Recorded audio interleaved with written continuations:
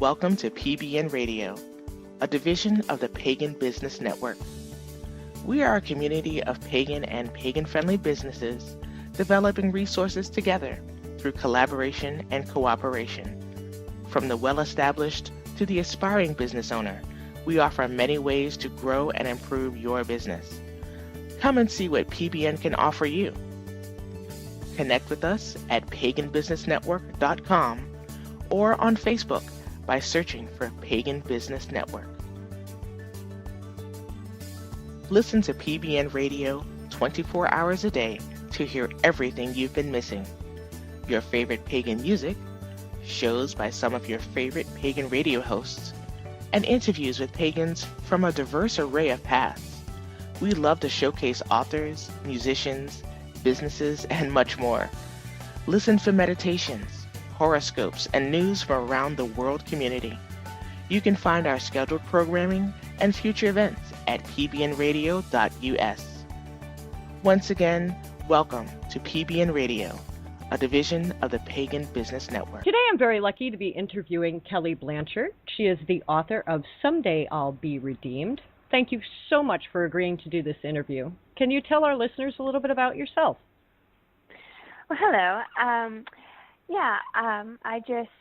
I'm a writer. I write science fiction and fantasy, and I really blend them into one genre.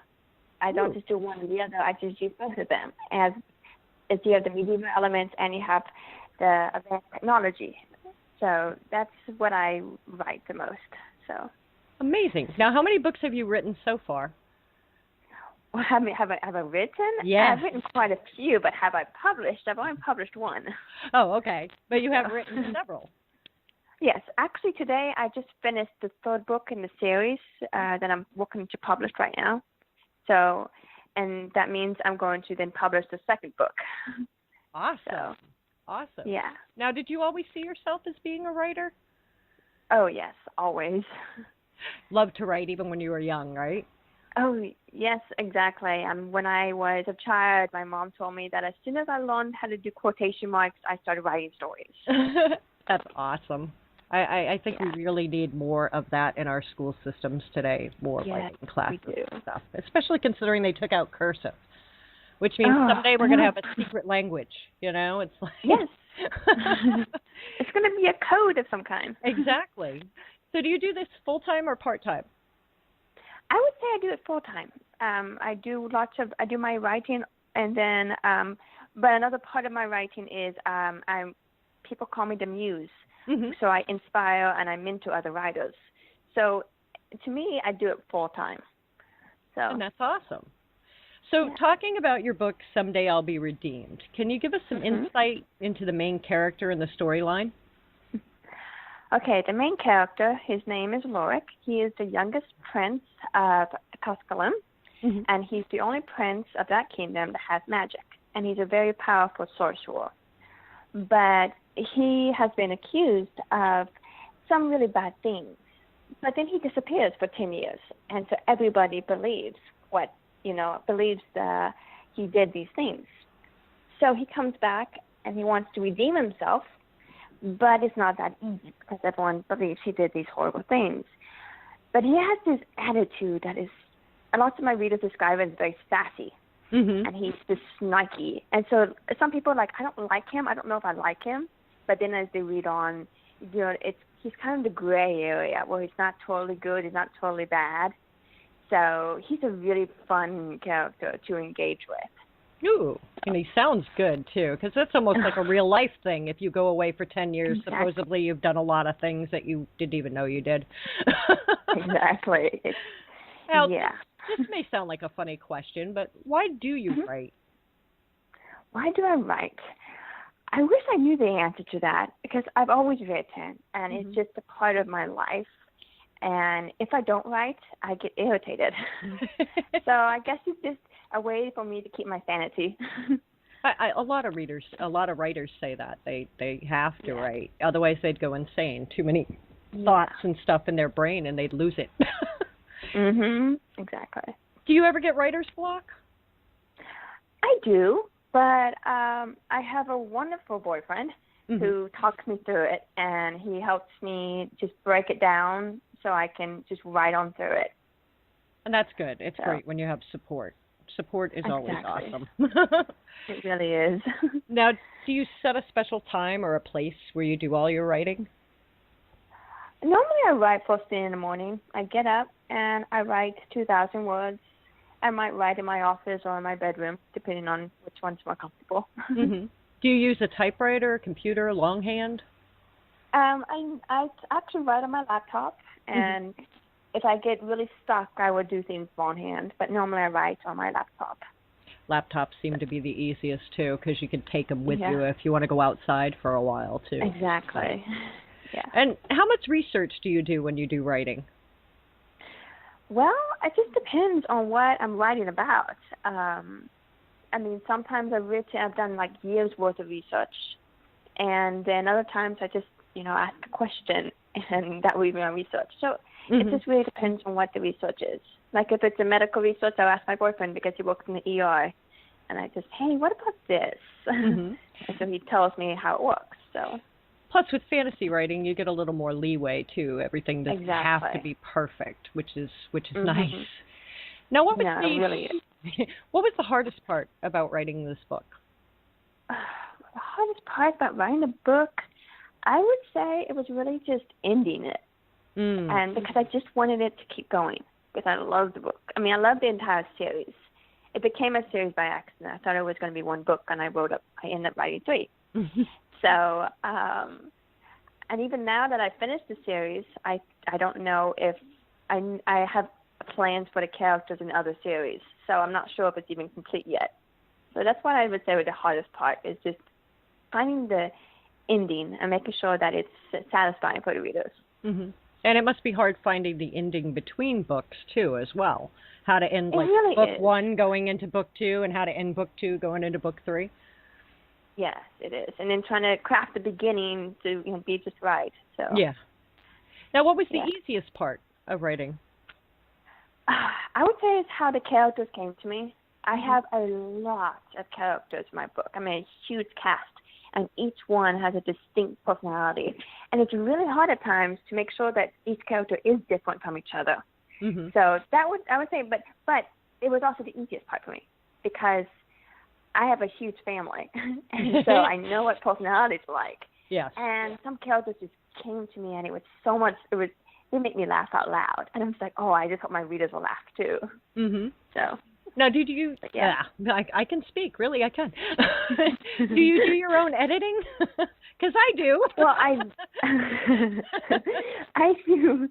I do my own editing at first, and my own revision, and then I do send it off to somebody before I publish it. And I have all go over it and so forth because I found that I miss things. I think, and we are probably our most worst critics too. If you're writing your own book and trying to edit it, I mean, I can get to chapter 3 in my book. I have several times, and then start it all over again because I didn't like it. So I think what I need to do is just sit down and write and get it done, and then not touch it again. That's it. It's a good idea. Just write it, put it away, focus on something else. And then when you're done, go back to what you wrote. Yeah. Now, how did you publish this book, and why did you choose that way to publish it? I went through CreateSpace, and I was self-published that way. And the reason why I chose it was because I had lots of friends, writer friends who published, and they all encouraged me to go this way. I wanted to go with a different way, but it was expensive. So I was like, okay, you know what? Everyone keeps talking about this, so I'll just do it. So I did, and I really liked how it's turned out. So yeah, I've heard with a lot of people who self-publish, their biggest thing is they get to keep control of their books, and especially if you're writing more than one book in a series. I've heard really bad horror stories of people who have gone with publishers, and if the first book didn't sell well, they won't pick up the second book, which is horrible for the reader. Because we get stuck going, okay, there should be another ending to this. What is this? And we don't get the opportunity to read that book. And as a reader, that's not fair, publishers. Stop that. It's a series. You need to publish them all. Okay. Exactly. I mean, the control is very important. My book has some unique style inside of them, and I was worried that publishers wouldn't really accept it, and they would want me to change the way I did it. But I was like, no, I need it to be written this way because it has to be written this way. So that's why I went with self-publishing, so I would have that control. Now, what authors have inspired you? Oh, I really haven't had too many. It's just because, I have so many, but, I enjoy C.S. Lewis and Tolkien as well. Mm-hmm. Honestly, though, the one person I would say that's inspired me is actually a fan fiction author. Mm-hmm. And I tried to reach out to her once, but her name was Red Rose Knight. She was a Star Wars fanfic writer. And for some reason, her writing style really inspired me, and it helped me create my own writing style. So it wasn't even a published author, it was a fan fiction author, I would say. And that's awesome, and it's amazing where we can find our inspiration from if we just look. Exactly. Yeah. Now, do you have a favorite book? No, I don't think I have a favorite book, unfortunately, just because I don't have a favorite of anything. And it's hard to pick favorites. It's like asking somebody, do you have a favorite child? Do you have a favorite pet? It's like, no, exactly. No, I have my pets. I love my pets. I don't have a favorite. Yes. Now, for your own reading, when you do read a book, do you read an actual book, or are you more into the digital? I prefer the actual book. A lot of people do. The digital is it's very convenient, but I prefer the physical book. Yeah, I like the way they feel and smell, and I don't know. I'm just old school. Yeah, they look awesome on the bookshop too. Exactly. It gives people something to look at, and coffee tables and everything else. Yes. Exactly. Now, are you working on anything specific right now? Well, as of today, I just finished writing the third book of my series. So I am going to pause, and then I'm going to go back to the second book and focus on editing that one, and then I'm going to publish that. And after that, I'm going to write the pre-sequel to this series. So there's lots of books to look forward to. So if you guys pick up the first book now, the second book won't be too far behind, and the third book, and see, Yeah, exactly. Do you have any advice for aspiring writers? Well, my one word of advice would be, don't worry about publishing the very first book that you completely write, because you need to focus on building your craft, your voice, your style. Discover how you write. And then once you understand how you write, then you can write a book, and then you can focus on learning how to publish. Because so many people say, I'm going to write this book, I'm going to publish it, but they don't know how to write dialogue or how to write description, how to do character development, how to handle the plot. And then on top of all that, they try to worry about publishing. But so my advice would be, if you're just starting to write, just focused on writing, and then put it away and do it again until you're confident with your writing ability, and then publish something. That's what I would say. And that's great advice. Now, where can our listeners find your book to check it out and purchase it? They can find it on Amazon, on Kindle, iTunes, Barnes & Noble, for Nook and everything like that. Yeah, basically anywhere online. And that's great. And she needs to sell these books so she can publish the next one. So come on, guys. Buy this book up, and you'll get book number 2. Exactly. Yes, there's a whole bunch of stuff that happens in book number 2. That you're not even ready for because you haven't read book 1. So get out there and get book 1. Yes, you're looking for Someday I'll Be Redeemed. Go out there and buy this book. I want to thank you again, Kelly, for coming on here and letting us get a glimpse into your world. I thank you very much. Thank you. Thank you. And everybody stay tuned. We'll be back with more in a little bit. Are you a writer or artist? If so, the Pagan Business News Network is looking for you. We are currently seeking writers and artists for the following openings: local, national, and international news, features, product reviews, general advice, parenting and family columns, spiritual and advice columns, astrology and numerology forecasts, body, mind, and spiritual health columns, as well as illustrators and artists. For more information, please go to pbnnewsnetwork.com/submission-guidelines. Today I'm very lucky to be interviewing Sunbow Pendragon, and I hope I pronounced that correctly. Yes. She is the author of The Black Knight of Avalon Chronicles and the Natan Liads. I'm hoping I said that right. Yes, you did. Yay! I want to thank you so much for agreeing to this interview. Could you tell our listeners a little bit about yourself? Well, let's see. I'm almost 59. I'll be 59 in July. I've been writing for about 26 odd years. Married almost 32.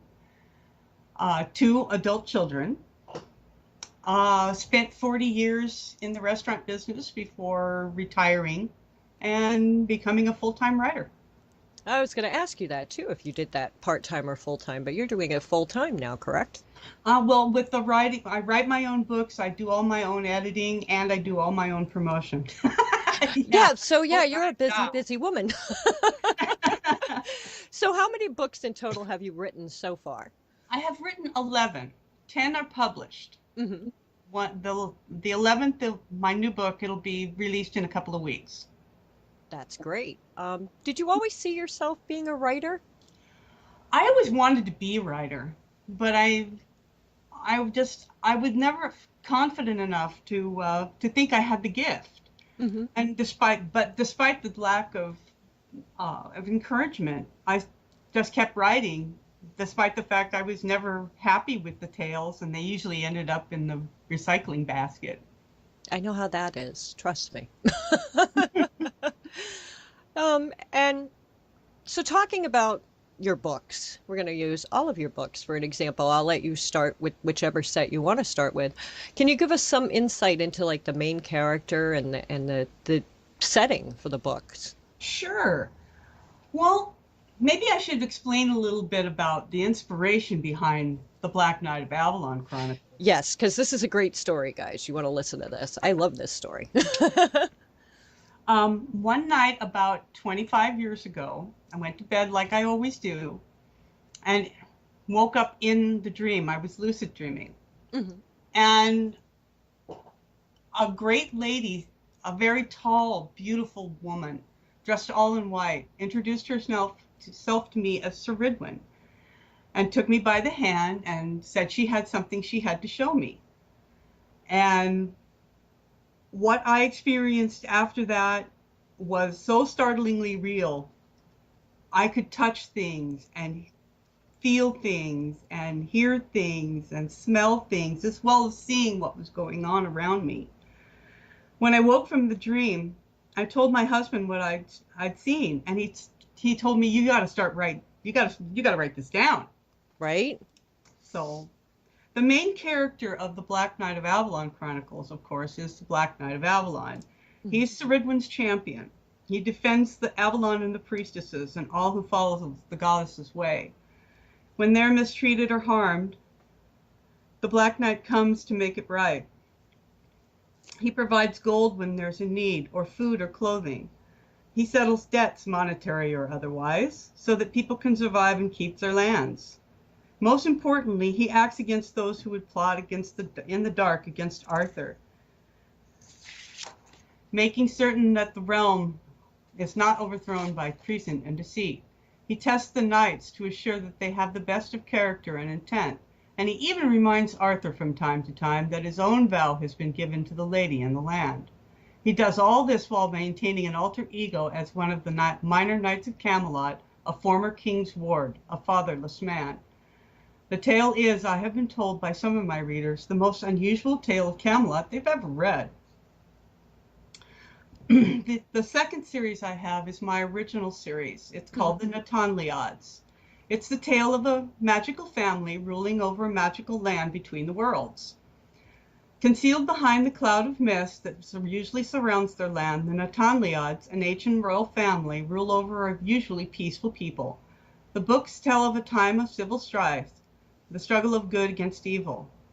The tale is of Aaron, a poor farmer's adopted son. The lad is the child of a temple priestess and has been raised on a farm far away from most of the trouble and war.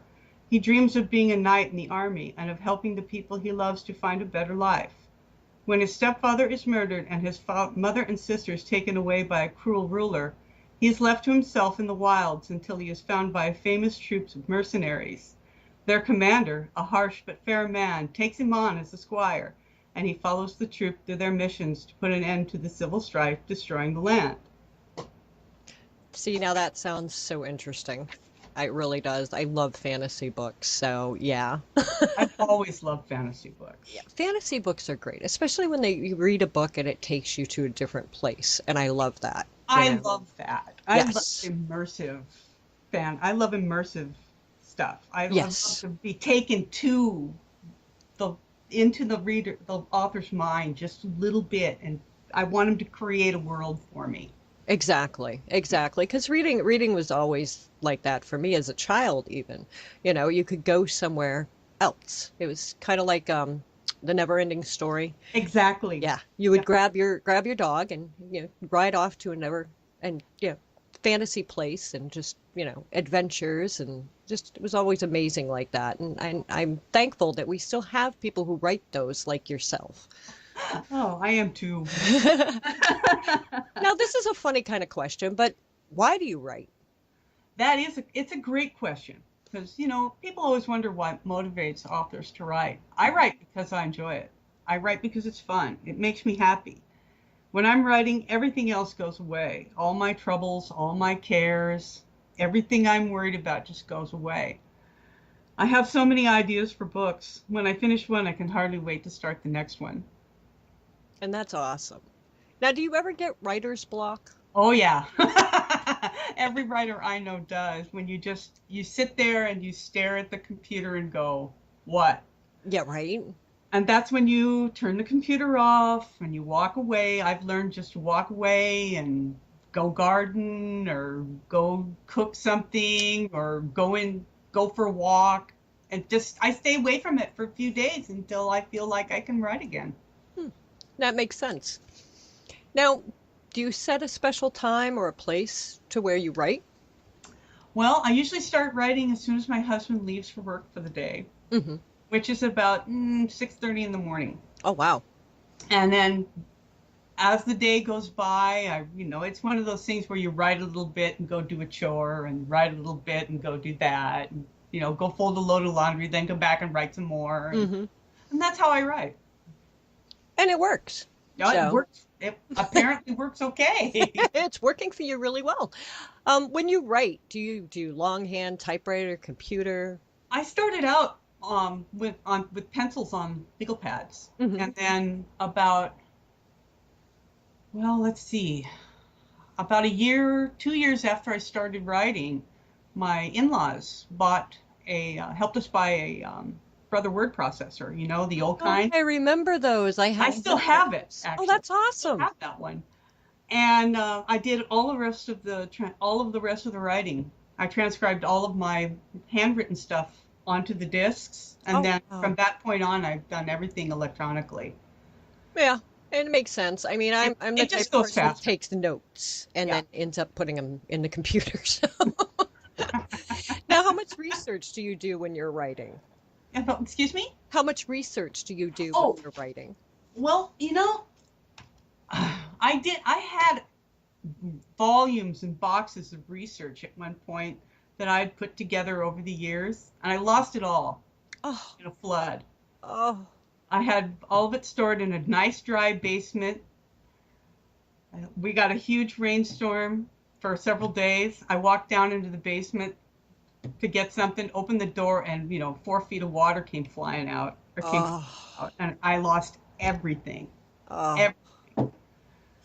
Probably 6 or 7 years worth of research. Oof. So I haven't done it since. No, it's like nope. And I don't script my books anymore. So when I'm writing along and I have a question, fortunately we have the internet, and I can go ahead and I can search it all out and make sure that what historical facts are going in my book. Since I write historical fantasy, I want the historical facts to be as accurate as possible. Yeah, and thank the gods for the internet, because oh God. Yeah, Oh. it makes life so much easier now. Remember microfiche? Yes, I do. No, I'm dating myself here, but yes, I do. Oh, Yeah, yes. libraries and catalogs. Remember card catalogs? Yes, I still remember how to read a card catalog. Yeah. I actually had to show somebody how to do it in the library the other day. Oh my God. Yeah, yeah, we're dating ourselves here just a little bit. 8-track tapes, yeah. What was the hardest part about writing any of your books? Getting started.